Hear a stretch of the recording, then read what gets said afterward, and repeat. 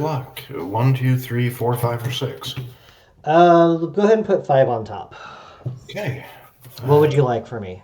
I'll give you 1. 1 on top? Okay. Mm-hmm. All right. I'm here with Rich Shea once again. Pit Rack versus Replenish. This should be an interesting match, I think. Definitely more interesting than it would have been if I was on Enchantress. We can chat about this really quick too. Oh yeah, I'll pick 1 for me and 2 for you. All right, scissors, cut, paper. You have defeated me. Okay, I'm gonna be on the play. This is interesting because my whole deck is trying to make you discard cards, and you are trying to get My cards. deck is also trying to make me discard cards, so we have that in common. That's good. We have a shared objective. Yes. Okay, well, this is gonna be a mulligan because it doesn't have any black. Your Kaervek Spite in the main. How has that worked out?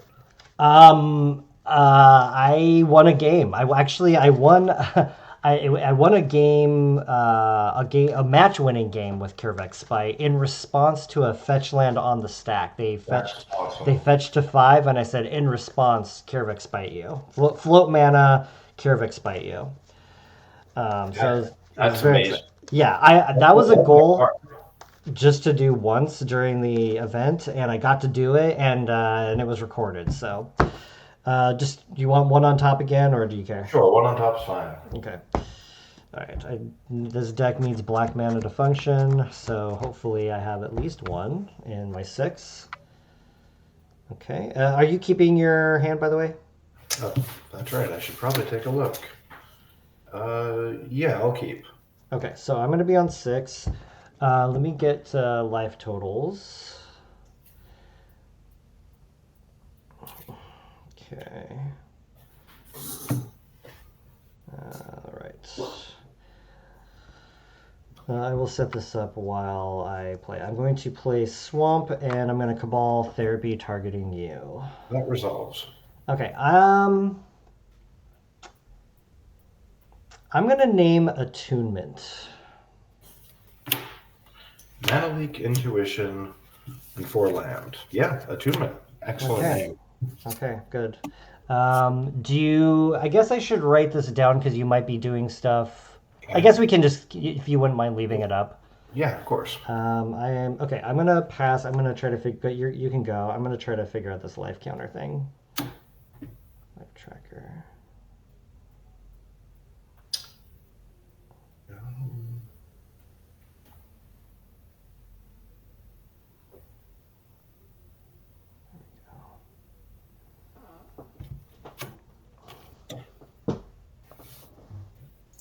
Play Adarkar Wastes and pass. Okay. You have 2 planes and an Ancient Tomb? Yes. Okay. I'm going to untap. Draw. I'm going to Cabal Therapy targeting you. That resolves. I'm going to name Intuition. Okay. I will pass with 3. Okay. Your turn.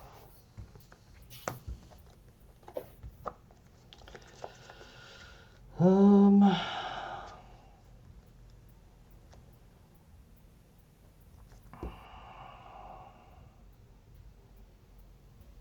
going to Wasteland your Adarkar Wastes. Okay. And I will pass with 3. Your turn. Okay. I will pass with 4.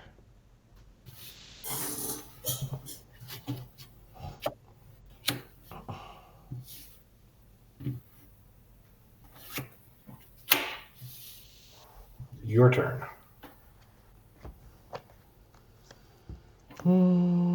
Swamp. I'm going to play a Plague Spitter. Plague Spitter. Interesting. Cards in hand? I have 3 right now.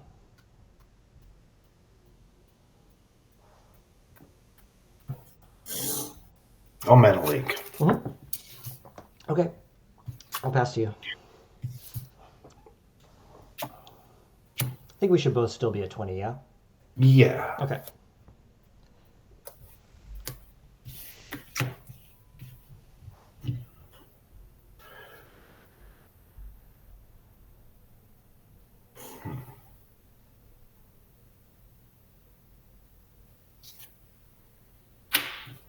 I'll go to 19 and play Opalescence and pass. Okay.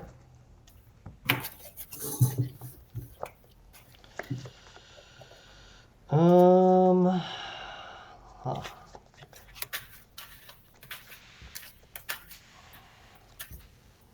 Okay, I'm gonna Duress you. 1, 2, or 3. Yeah, what you can just do middle on top for the rest of the match. get- We're friends here. I'm gonna cast Duress on you. Yes, you get Attunement. Oh, okay, got an attunement. Okay, so your hand is Ancient Tomb and City? Yes. Okay, go ahead.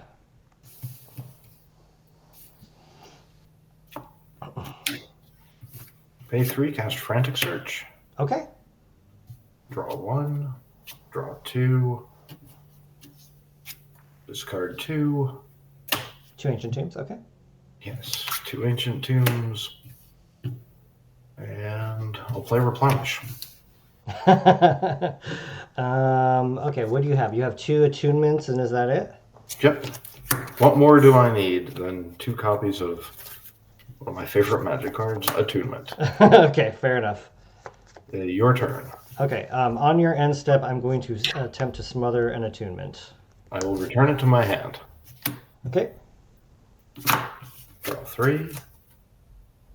Discard 4. Okay. Attunement and Tide. Okay, so did you discard the City of Traitors? Yes. Okay. I have 1 unknown card. You have 1 unknown card. Okay, I'm gonna untap, draw. Interesting.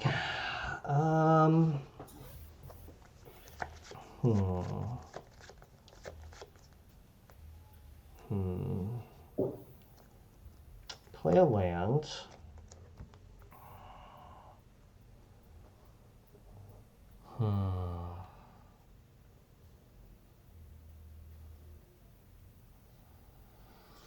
One card, huh? 1 card. Interesting. Okay, this is an interesting decision here. Okay, the cards that you discarded were Tide, City of Traitors. Yeah, Tide, City of Traitors, Frantic Search, and Attunement. Okay, got it. Okay, you've already used 1 Replenish. Okay.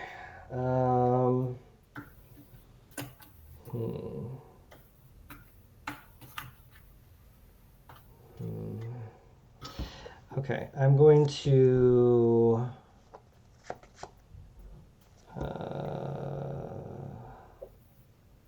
I'm going to Diabolic Edict you.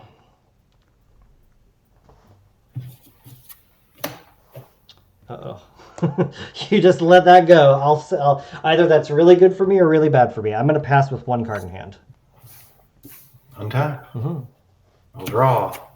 I'll replenish. I will... Oh, yeah, I'll concede. That's fine. Was the last card Replenish?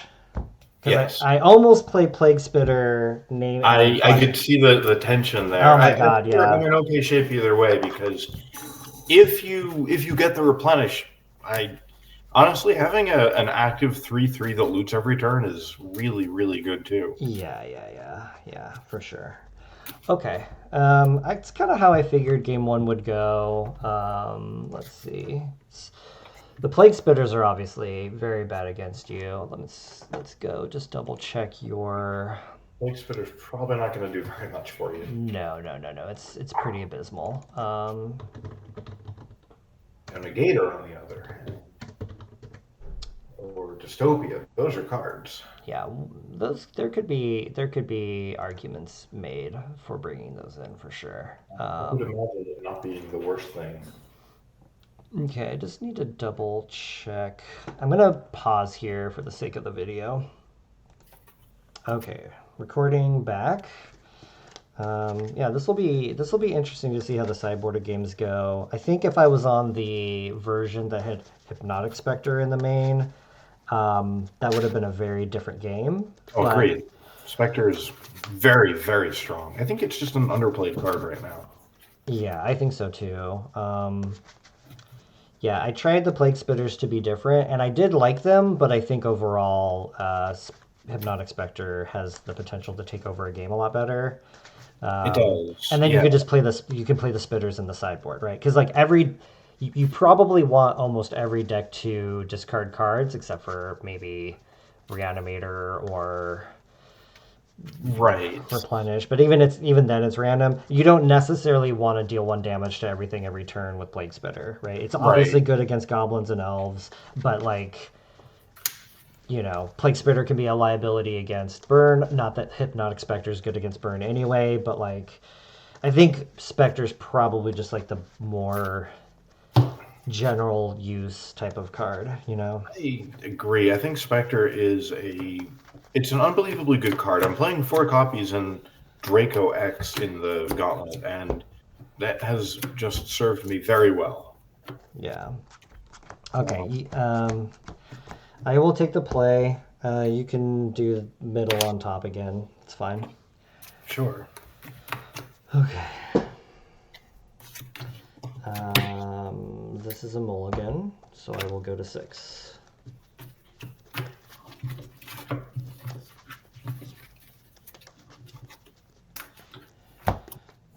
Do this again. Do you want to pick again, or is it middle on top fine? Middle is fine. Okay, cool.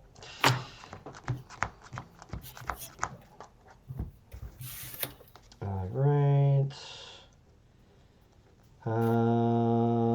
I will keep this. I'll keep. Okay, I'm going to start with Swamp and Duress you. Okay, today's options are Opalescence, Seal, Attunement. I have Plains, Tomb, City, Flooded Strand. Okay. I guess I'm gonna take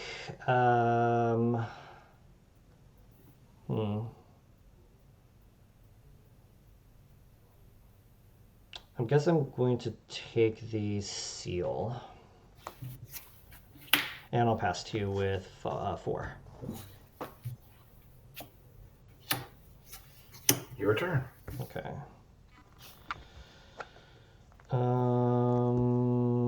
Play a Swamp. Cast Cabal Therapy targeting you. That resolves. I'm going to name Attunement. Oh, okay. Sabo's Web. Okay, well, good thing I have a second Cabal Therapy that I can use to name the Sabo's Web. All right. I will pass with 2. Your turn. Okay. I'm going to Funeral Charm targeting you to discard a card.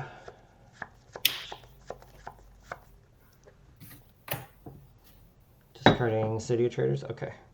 I'm going to play a Wasteland, and I'm going to pass to you with 1 card. 1 card, huh? Uh-huh.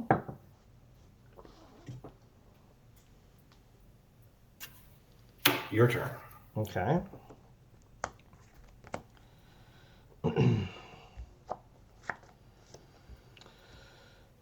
Play a Wasteland. Pass with 1.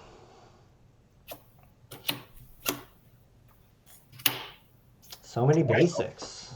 Yep. Go to 19 and play Opalescence and pass. Okay.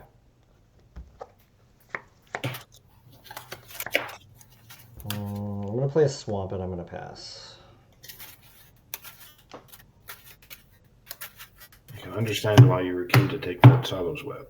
Yes. Yes. Speaking of, Sabo's Web. Sure. Your turn. Okay. I'm going to play a Withered Wretch. I'm going to mana leak him. Okay, I'm going to pay. All right.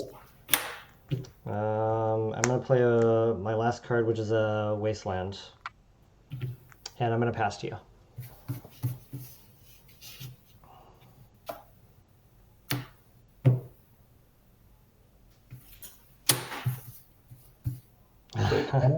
Wow. What a draw. This is... Yep, okay. Sure.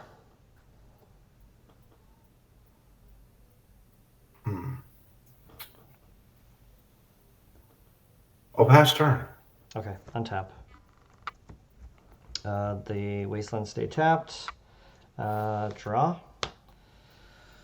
I will attack you for 2. Wait, actually, you've got an Opalescence. Sorry, I cannot attack you for 2, which is very unfortunate. I guess I'm gonna have to pass.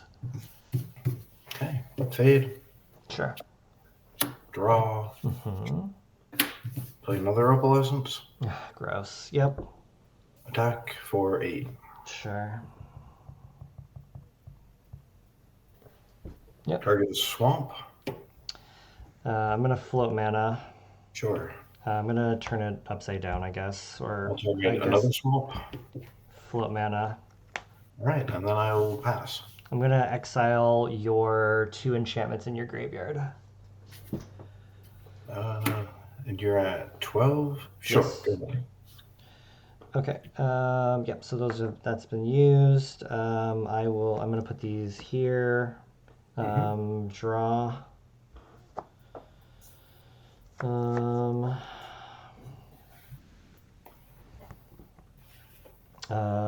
Dark Ritual. Yes. I'm gonna play Bottomless Pit. All right.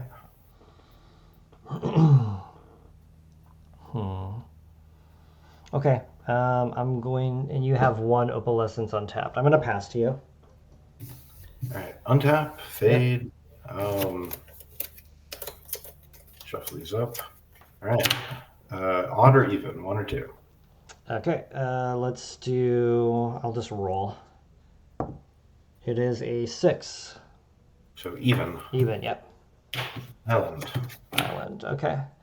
Yep. Go ahead. I will draw.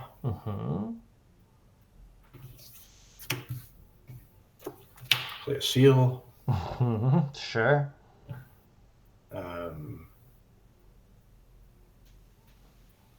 Seal your Bottomless Pit. Okay. Back for 12. Block. I guess it doesn't really matter which one I block. I will block Parallax Tide. Whatever. Right. Yep. Take heat. Okay, done. Yeah, go to 4. And pass. I'm dead. Good job. All right.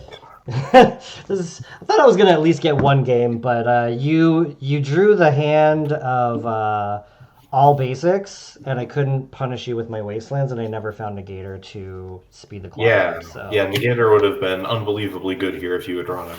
Yeah, I was already on a mold of 6. I didn't think that going to 5 was gonna be good for me. So, yep. Quick match. Yeah, that was. Well, you were overdue to owe me brutally. I did that to you two other rounds this event. So fair is fair. Finally, my turn. It was finally your turn. Yeah, you earned it. And it's so funny because I was listening to the podcast, the Spike Colony podcast, and they were talking. I'm like, why didn't Chris just take Replenish away from Rich? Like, they probably wouldn't have taken Enchantress from him. And I'm like, didn't even consider that they wouldn't take Enchantress from me. So it doesn't really. I feel like hate drafting in this really doesn't make sense. I mean, I still think that Replenish is a fantastic deck, and I would have been fine playing it. I feel like I probably would have made life easier on myself if I had taken it. So, but this was my first Super Gauntlet, and I wasn't used to drafting decks like this. So I think it's my first too. But to be sure, if you took Replenish instead of Enchantress, you weren't getting Enchantress. Well, you would have taken Enchantress, right? Exactly. I would have taken Enchantress. Yeah, you would have taken Enchantress. Yeah. So the idea that you would get Enchantress back just doesn't make sense. Yeah, I thought that you might, and they were saying it's not like they're going to take Enchantress, like they were like. I absolutely would have taken Enchantress. Yeah. Okay, good. And in fact, I had 2 picks before you got another pick. Yeah, you had 2 choices. You would have to bet that not only would I not take Enchantress, I wouldn't take Enchantress again on the rebound. Right. Yeah, exactly. So there was 0 chance of that happening. Yeah, that's kind of what I figured. So I took out all my creature removal just because I feel like it's just not good. Yeah, I agreed. It's yeah, not. like all this stuff is bad. So I have all this Draw creature easy related stuff, cuts. Yeah. and my thought was, okay, I can use my discard to kind of like stifle your early development, get a creature Mhm. in, and just start going to town, Right. Yeah, and which makes sense. which should be fine. And you accomplished half that. You had a massive amount of disruption early. You just didn't have a threat to follow it up with. Yeah, I needed a negator, and I can never stop the top of your deck. Like you top decking the Tide into the second Opalescence was like, This is the whole. This is the match. yeah, yeah, exactly. Like, And you were wise to hit Attunement game one. That's actually the card that brings this all together. of course, yeah, yeah, exactly. I think all your sideboard choices make sense. So you brought in the two Factor Fictions against the Discard deck. That seems good. Savos Yeah. Web is very good. Hmm. Swords to And the four swords to plowshares because you know I'm going to be bringing in Negator and Wretch. absolutely. And if Yeah, you don't bring a negator, I'm still happy. Like I would still rather have these stranded in my hand than you bring in negator because he has no downside against me. It's just a 3 mana 5/5 trample. yeah, yeah. I mean, if as soon as you get like a 4/4 out, it's going to be really difficult for me to block or to attack with it. But like, the idea is to try to like, basically, my thought was like, all right, I've got my hand. My six was Swamp, Wasteland, Hmm. Duress, Cabal Therapy, um, Funeral Charm. That was That's my a great six. start. So Yeah. that I figured, okay, cool. Maybe you're gonna keep a hand where your only blue source is like Adarkar Wastes or Right. Skyshroud And Expanse, or Skycloud. Sorry, Skycloud Expanse. And I was like, and I can just like take you off of blue, which will be a huge deal, or I can take you off of a color. But right. you just had like I mono basics, and then I just I kept the lose to negator, never lose to wasteland hand against your zero negator three wasteland hand. yeah, yeah, yeah. You took a 50-50 chance, like, basically Yeah. of like it's good against this and bad against this, and it lined Yeah, up and you, exactly you perfect. just so happened to just hit the wrong side of Right. your deck. I Yeah. mean, I had the four basics, plus I had two Savos webs. I mean, it was just, it was incredibly hateful against exactly that. Yeah, maybe I was supposed to let you keep the Sabos web and take the Opalescence. My thought was that the Sabos web, like the I already had enough mana to cast I think you basically made the any. right choice. You had those wastelands. The Opalescence on its own doesn't do anything. It's actually potentially a card that you can use against me if you get a pit rack down and start attacking with it. If I get the bottomless pit down, yeah, exactly. Right, Yeah, right, which is kind of like what I was thinking about. I was like, well, maybe I can just like let this right. live, and then if I can take the Sabos web and then I top deck Dystopia, then it's perfect. But I never drew Dystopia or Negator. I did draw the Wretch, but then you top decked the Tide, which was Tide, yeah. obviously it's like my least favorite card in the format. So it's just like, yeah, okay, I'm just gonna lose to Tide again. This is like what Chris does. Like he plays decks Tide and was Tide was mostly a ravenous bailoff there. well, the problem was that it prevented me from casting the bottomless pit one turn sooner Oh, interesting. because I Okay. only had one black open.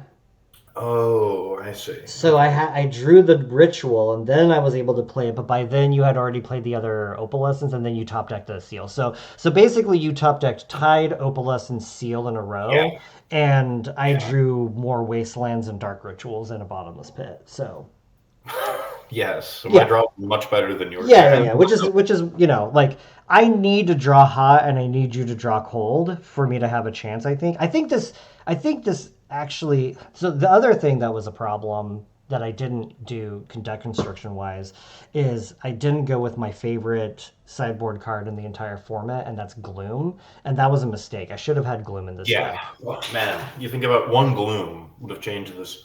None of my cards do anything anymore. Correct. Yeah. So gloom would have been unbelievable. Yeah, Yeah, yeah. I think Gloom needs to be in pit rack for it to be competitive. I agree. Yeah, I and I just agree. didn't have that. Like I basically had never played Pit Rack before, and did some research and thought this deck, these lists look reasonable. I'll like make some quick adjustments, and then I started playing it after I locked the deck list in, and then I was like, I made some conclusions very quick, like, oh, I really should just have Hypnotic Spectre in the main. I should have Gloom in the sideboard. Like, I've stolen a lot of games with Gloom. So if I could have gone back and redone my deck list, I definitely would have. Right. I think this list I chose was probably a meta call for somebody who probably had a lot of like elves and goblins in their metagame, and I think a more None of your wide open. choices are bad. You're not playing any bad cards. I think one of the real pieces of tension that I see in the deck is actually the problem with Silos Web. This is also how I feel about Mono Blue. Are you recording still? Yeah. We can keep the conversation going because I think it's interesting, and if people want to listen to it, they can. But I think talking about the match afterwards is actually like really helpful because it's Okay, fair interesting. enough. Fair enough. So for this match, really, you have to prevent Replenish, but you also have to prevent me from drawing cards and casting them, which you can't. Yeah, I Which can't I can't discard the top of your deck basically. you Yeah, you you have to win before I assemble my contraption, yeah, and for sure. so that means that you need to have something. Are you playing the rack? Yeah. So we can go over the list really quick. So give me one Sure, second. sure. So let's go to MTG Goldfish. So this is the let's see, Super Gauntlet. What version did I use?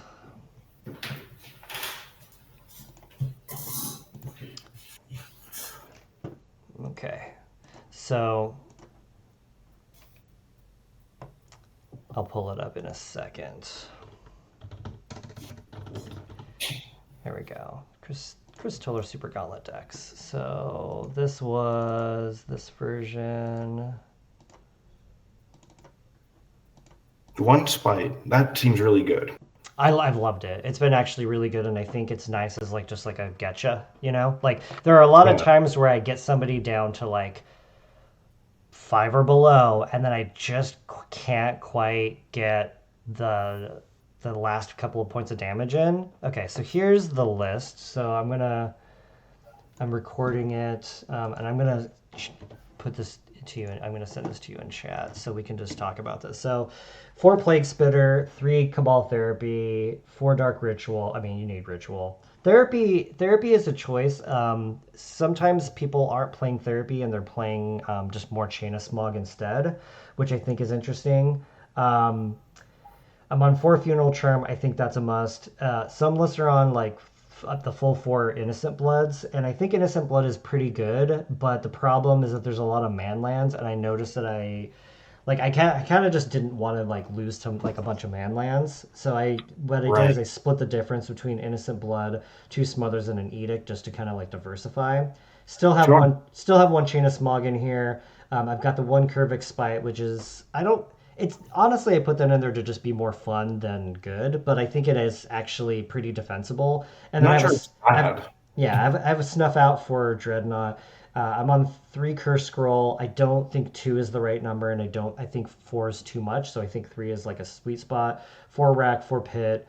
Cabal Pit is like fine. I've had like some instances where I needed to kill a meddling mage naming a key card, so like I think 1 is okay, but like more than that is probably tough. And then 4 Factory, 13 Swamp, 14 Wastelands. I definitely did mulligan some hands that had only colorless lands. So actually both of my 7s I had to mulligan because I only had colorless mana, No, which is the how, problem with this deck, right? that's a huge problem. So Yeah. how would you feel if this actually embraced Solo's Web? Mm, if I were to run this deck with Sabo's Web and none of the utility lands, I think the utility lands are pretty important though because They're huge, they're massive, yeah, but yeah. they also kind of wreck your mana base. Yeah, yeah. Um, They do. Well, I think I saw some lists that were on 3 Factory, 3 Wasteland, and then it was on like 15 or 16 swamps, either 16 swamps or 15 swamps in a Cabal Pit. And I think that that's interesting, just going down to like 3 and 3 just to make the mana a bit smoother. We've had a lot of conversations about like the likelihood of having certain right, colors on certain exactly. turns. Yeah. I'll go over the sideboard really quick. One Powder Keg. This is just a catch-all. I did bring this in against you because I saw that you had Slava's Webs, Right. and it could kill something. Like if I get it up to like 4, Web and is just such a powerfully transformational card. yeah, yeah. Big fan It's of Keg. prep. It does so much. So yeah, I like Keg. I brought in 3. Oh yeah, 3 wretches, 2 dystopias, 3 plagues, 1 perish, 4 negator, 1 spinning darkness. Spinning darkness is not enough to make I think the burn matchup necessarily good, but it's like you certainly are happy to have it. And sure. sometimes you just spinning darkness an elephant token and like gain 3, and like that's the turn that you needed to like drop an extra rack and like deal the extra damage to them. Like a Right. lot of these games are really close. So Yeah. this version was pretty. I liked this version, but I would probably never play this version again personally. The later versions I was playing had one Phyrexian Arena. I was playing around with a Megrim. I was playing around with Ensnaring Bridge, Skeletal Scrying, Stupor, no Cabal Therapies. So I feel like 3 Glooms in the sideboard, Yeah. Oppression. That would have been huge. Oppression has been like surprisingly incredible. Really. I didn't have a curse totem in my sideboard, which I realized was a mistake the first time. So this was like I'm happy that I got to round 3 with this deck, being that I Yeah. had never played it before and it was like my first draft. I would definitely play a different version of this if I were to do this event over again. But I'm pretty happy that I got this far with essentially a rough draft for a deck I had never really played before. Absolutely. I like Pit Rack. I have it built. I want to have a good version of it together. Yeah. I hope it involves Pox, and maybe it won't, but I really do like the card. Yeah, Um, I think where I'm gonna end up landing with Pox is that it's going to be a complementary card inside Pit Rack rather than like a main focus in its own deck. Because I think really the only way that you can truly break the symmetry is with like a bunch of artifacts. Like so, you probably need to have more charcoal diamonds rather than dark rituals, and then you probably need to play like chimeric idol and some other stuff like that. Like, and I don't know if that's really that or good. this is just an idea that I've not tried yet. The other way to break the symmetry is if you have either a creature that you don't care about or a creature that if it dies, again, you don't care. In other words, if you're a zombie deck, Yeah. and so the other use I think that Pit Rack or for a pox that you could have is in a really aggressive zombie deck where With like rot lung and stuff. right, Yeah, yeah, yeah. right. And then you have Shepherd of Rot to really, really use the fact that you're hitting your opponent's life total for a large amount. Yeah. There could even be a case that you'd have something like Icarid in the deck Oh, because sure. discarding Icarid is pretty solid, actually. Yeah, yeah. Discarding Icarid is good. I mean, it works in when you have like a lot of creatures, so I think that could work because you have. It works with the zombie plan, right? Right. The thing that I typically see with Pox is like just discarding Nether Spirit, which I think is good. Uh, It's great. Yeah, I love it's discarding another spirit. yeah, But what if we had an aggro shell for it? What yeah. if when you break the symmetry Aggro Pox, that yeah, yeah. right. I think so there's a Grant Paris, the Kingslayer. We've tested a lot. Great guy. He's a SoCal guy. He's done pretty well in the Magic Online leagues. He's the guy who pioneered hunting pack elves, Okay. which is just super sweet, and he's done really well with it. And He has been really working on a Mono Black Zombies list, and he's been playing Gloom and some other really cool stuff in there. And he said that he's been having a really good time beating Replenish with the deck I can imagine. Yeah. because it's just like quick dudes, lots of disruption, and then just super hateful black sideboard cards. And he said it's been working for him. So I'll bring up Pox to him and see what he thinks about it because he's been trying. We've been both wanting to play like a mono black, anti replenish type of deck because his main deck is elves, my main deck is enchantress, and both of our decks just get completely slaughtered by replenish. So we're just like enough is enough, like. Sure. Yeah, this sounds terrifying. Think about it. You sideboard into Duress plus Negator. What if you just start as Duress plus Negator? There's nothing stopping you. You can do this. Sure. Yeah. Well, Burn being the most popular deck every event does make main deck Negator pretty bad, and Goblins is also really popular, and I never want to have Negator against either of those decks. So True. I think Negator is unfortunately one of those cards that's just relegated to the sideboard, just because two of the most popular decks in the entire format are these like aggro fast red decks, and I don't want to do that. That's fair. That's fair. I want to see Negator all day against combo decks and land still or something like that. But I never want to play. I never want to have that main deck against like a Call of the Herd deck, probably. Yeah. You know what I Okay. mean? That makes sense. So, but I do think going back to the conversation about Pox, it's like I've played a lot of games where I played a Pox, and then like that gave them enough. Like I hurt myself enough with maybe I dealt 6 damage to myself at the Pox, and then they just killed me. Right. Whereas I would play a Phyrexian arena, and then the arena would take over the game. I would get ahead, and I would just like murder them. So I think Pox is like a very powerful card that is difficult to break and probably is not going to be as easy to do as like a card like Cataclysm. You know what I mean? Okay. That makes sense. I like Pox a lot. I think that the best Pox deck has Necropotence in it Yeah. because then you just break the synergy because who cares how many you discard? You just pick your cards back up again. Yeah, it's interesting. It's interesting because you're discarding cards and then the Necro is making them be exiled. So, like, you don't really get the graveyard shenanigans with it. Obviously, Necro's banned in Premodern. You could maybe do it in middle school or something like that. Right. Um, but middle school also doesn't have Dark Ritual, so it's like a whole different scenario. But Yeah. I I guess think unless you get him to Torok, so it's just a completely different format. Yeah. Him to Turok being legal is a big game, and it's not because Fallen Empires is legal. It's because Beatdown or Anthologies or something Right. is like it's like a supplementary It's set where something that yeah, somehow makes it legal. I yeah, don't right, understand how it all works, but that's okay. I don't need yeah, to.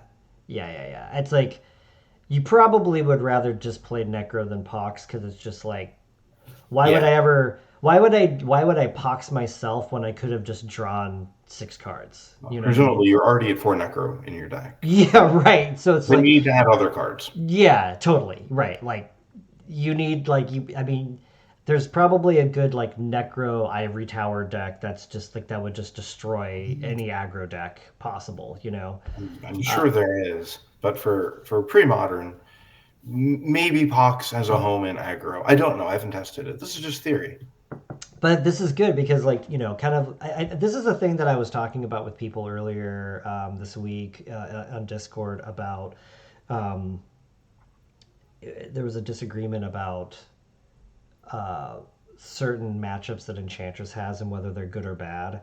And there was like some debate in Discord about like what constitutes like a good matchup, and I think that there's a thing that happens where people don't look at what a matchup is about, right? Like people get caught up in just numbers, and I use numbers a lot too, mostly just to figure out likelihoods of things happening to try to reduce variance because I hate that. And also, if I try a new strategy and I win with it, that is like the closest thing scientifically that you can get to like a successful test is like, okay, well, I had this like issue. Okay, I'm playing this deck in Vintage. It's got a lot of artifacts in it. I keep getting blown out by Collector Oof and Force of Vigor. Okay, well, what if I go for an aggro plan and play Kappa Cannoneer and Sphinx of the Steel Wind that I can tinker for on my sideboard? Okay, I play against this deck again. I lose game one. I win games two and three. Cool, my sideboard plan worked. I was able to successfully analyze what this matchup was about, and I was able to fix the weakness, right? So, like, to me, that's what I like to use that kind of data for. I think a lot of times people are just like, well, this is a blah blah blah percentage matchup, but they don't talk about why it's that. And I think that's why I love Enchantress, is because you're forced to look at what a matchup is about. Like, there are certain decks that don't really care, right? Like, you could play Devour and it's just like, okay, as long as you don't play Null Rod, Curse Totem,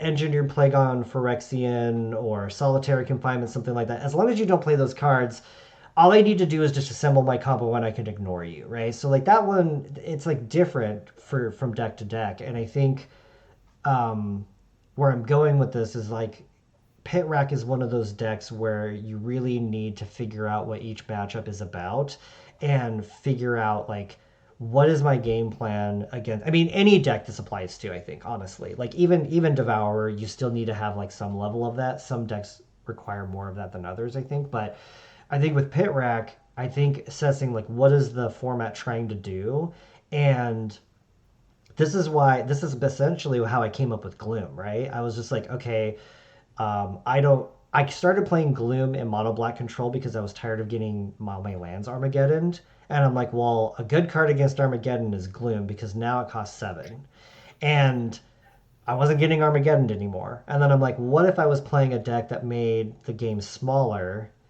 like Pit Rack, where I'm wasting your lands, I'm making you discard your cheap spells, leaving you with expensive spells that you can't cast in your hand. Bottomless Pit is cleaning everything up, and then I've got a Gloom, and you just can't cast spells. And so Gloom has been like, Gloom was like born essentially out of like asking myself, what is this matchup about? Sure. And I think Pit Rack could be a good meta killer. Like Grant has been having good results with zombies. He's like, you can tune this to be like a top deck meta killer. And yeah, you're probably gonna have a hard time against something like Burn, but that's like the mono black issue. But you could like, how good would Gloom have been in our match tonight? Like Oh, it would have unbelievably completely good. changed I the mean, game. what you're describing is something that I talk about a lot, which is that you have to think about a deck's plan as a narrative. Yeah. And contextually, then, you'd think about a deck's plan against a given deck as a narrative there. So, what you've just described is the Pit Rack narrative against something like Enchantress.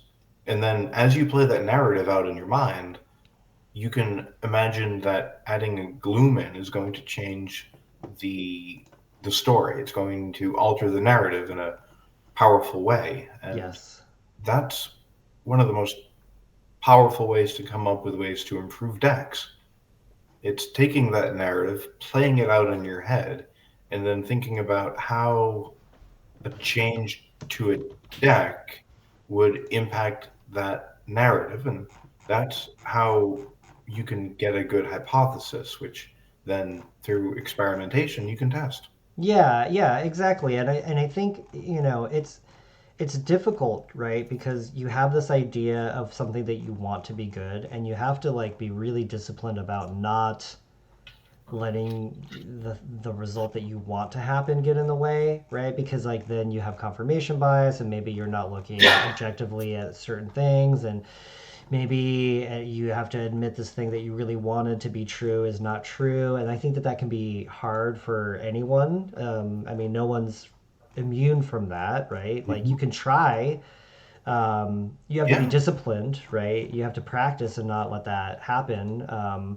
But sometimes you have to really be disciplined about like, yeah, like I'm not going to let this bad answer affect what the data is telling me, because and I think it depends on what the goal is. Some players I think want to be correct, like they want to be right, they want to win the argument and they want their way to be right, and other players want to be correct. They want the best thing possible, and they don't have any ego about whether uh, they were right or not, so long as they eventually come to the correct conclusion, because they want to grow, they want to explore, they want to see what something can be really.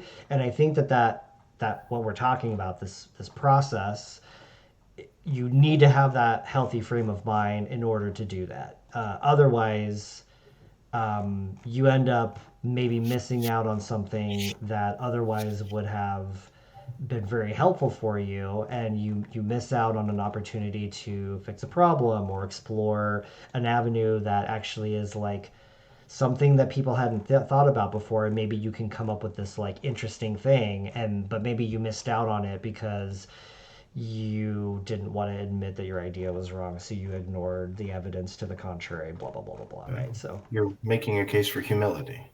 And yeah. humility is important, not intrinsically, but because humility opens up the space for you to become better and for you to Yes. have better ideas. It's a certain association with being on the ground, being on the earth, which actually lets you be in touch with reality better, because that's what humility does.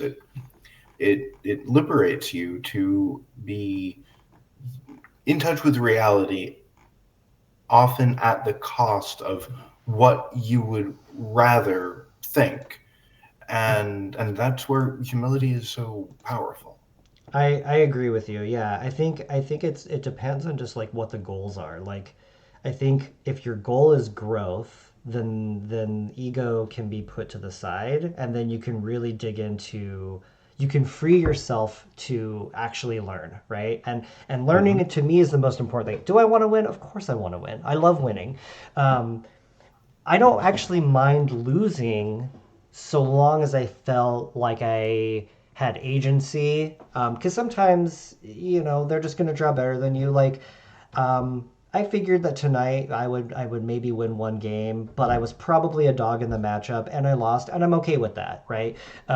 If I had if both of our games I had mulligan to 4 or 3, and then I felt like I never got a chance, I would have been very frustrated, because it would have been like, well, I don't know that I lost because I don't know that I lost because of like the matchup. I probably lost because I mulliganed. That's like frustrating. But if you do the best that you can and you can learn and you have a takeaway, then that's comforting. There's obviously no takeaway from mulliganing to 4 or 3. It's just, I just got Sure. screwed by bad luck. There's no takeaway from this. It just happens if you play enough Magic, right? Um, I'm going to show you this. We were talking about Pit Rack. I'm going to show you this. I'm going to copy this and I'm going to send you this screenshot, and I'm going to put it on my screen for the viewers. But I had this game. Um, Here we go. So I had this game where I was playing against Enchantress, and I ended up getting 2 Glooms, a Bottomless Pit, a Phyrexian Arena, and a Dystopia. And basically, at one point, I had Duress them, and their whole hand was white cards and a Wild Growth.